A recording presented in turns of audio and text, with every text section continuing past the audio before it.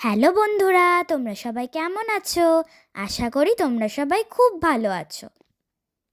তোমাদের কাছে আবার হাজির হয়ে গেছি একটা নতুন রেসিপি নিয়ে।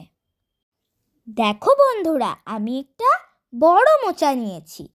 মোচাটা ছাড়িয়ে কেটে নেব। দেখো বন্ধুরা, তারপর ভালো করে ধুয়ে সেদ্ধ করে নেব। মোচাটাকে সেদ্ধ করার সময় একটুখানি হলুদ দিয়ে সেদ্ধ করে নেব, যাতে মোচার কষ ভাবটা যেন না থাকে। মোচার কালো ভাব কেটে যাবে হলুদ দিলে। এবার আমি শিলের মধ্যে কিছু মশলা বেটে নেব।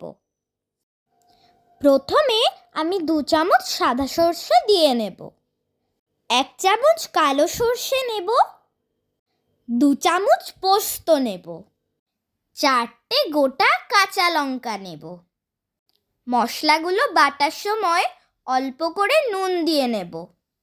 সর্ষের সাথে অল্প নুন দিয়ে বাটলে সর্ষে তিতা হয় না। এবার আমি মশলাটা বেটে নিচ্ছি। মশলা বাটা হয়ে গেলে ছোট 1 বাটি নারকেল বেটে নেব। দেখো বন্ধুরা, মোচাটা আমার সেদ্ধ হয়ে গেছে।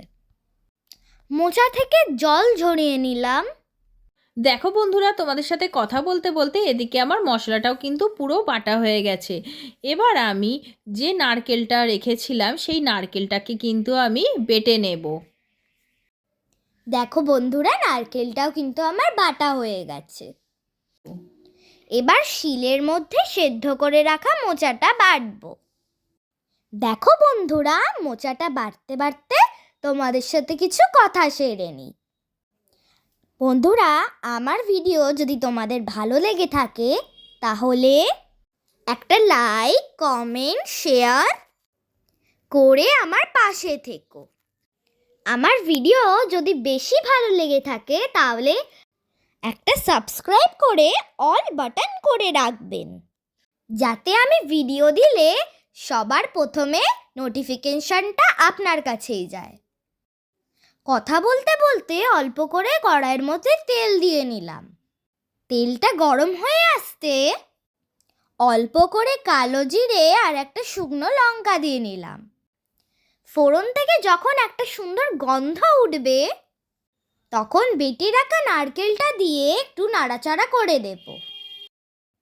নারকেলটা একটুখানি ভাজা হয়ে গেলে আমি বেটে রাখা মোচাটা দিয়ে দেব। মোচাটা দিয়ে ভালো করে নারকেলের সাথে নাড়াচাড়া করে নেব। মোচার মধ্যে যে হালকা জলভাব রয়েছে সেটাকে আমি একটুখানি নাড়াচাড়া করে শুকনো করে নিচ্ছি। বন্ধুরা, আমার মতো যদি তোমরা কেউ এরমভাবে মোচা রান্না করে রাখো তাহলে তোমরা একটু প্লিজ কমেন্ট বক্সে একটা কমেন্ট করে যেও। তোমাদের একটা কমেন্টে আমাকে ভিডিও বানাতে অনেক উৎসাহ দেয়। দেখো বন্ধুরা, মোচাটা নাড়াচাড়া করতে মোচাটা শুকনো হয়ে এসছে। এবার আমি বেটে রাখা মশলাটা দিয়ে নেব। মশলা দিয়ে ভালো করে মোচাটাকে নাড়াচাড়া করে নেব। এবার স্বাদ মতো লবণ, 1 চামচ চিনি দিয়ে ভালো করে নাড়াচাড়া করে কষিয়ে নেব।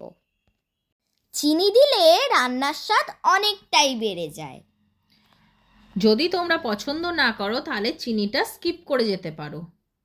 দেখো বন্ধুরা, তোমাদের সাথে গল্প করতে করতে কেরম মোচা ভর্তা বা মোচা বাটা রেসিপিটা এখানেই শেষ হয়ে গেল। দেখো বন্ধুরা, এই অপূর্ব আর অতুলনীয় মোচার রেসিপিটা তোমরা যদি একবার ট্রাই না করে দেখেছো তাহলে একবার হলেও ট্রাই করে দেখতে পারো। গরম ভাতে এটা খুব সুন্দর লাগবে খেতে। দেখো বন্ধুরা, মোচার এই ভর্তা রেসিপিটা বা মোচা বাটা তোমরা যে যেটাই বলে থাকো সেটা কিন্তু আমার পুরোপুরি কমপ্লিট হয়ে গেছে। তোমরা একবার হলেও ট্রাই করে দেখতে পারো। আশা করি তোমাদের ভীষণ ভালো লাগবে। দেখো, আমি কিন্তু একটা বাটির মধ্যে নাবিয়ে নিচ্ছি। দেখো বন্ধুরা, এই ভর্তা বা বাটাটা দেখতে যতটা সুন্দর হয়েছে ততটা খেতেও সুন্দর হয়েছে। দেখো বন্ধুরা, এই বাটাটা বা ভর্তাটার মধ্যে যেটা না দিলে অসম্পূর্ণ থাকবে ওইটা আমি এবার দিয়ে দেব, যেটা হলো সর্ষের তেল। সর্ষের তেলটা এর ওপর দিয়ে ছড়িয়ে দেব। সর্ষের তেল দিয়ে এবার আমি সার্ভ করে দেব গরম গরম ভাতে। তাহলে বন্ধুরা, আজকের মতো এই রেসিপিটা এখানেই শেষ হলো। যদি তোমাদের এই ভিডিওটা ভালো লেগে থাকে তাহলে একটা লাইক, কমেন্ট, শেয়ার আর হাইপ করে আমার পাশে থেকো। আজকের মতো আসি, আবার নেক্সট অন্য কোনো ভিডিওতে আবার তোমাদের সাথে দেখা হবে। ততক্ষণ পর্যন্ত তোমরা ভালো থেকো, সুস্থ থেকো, সাবধানে থেকো। টাটা।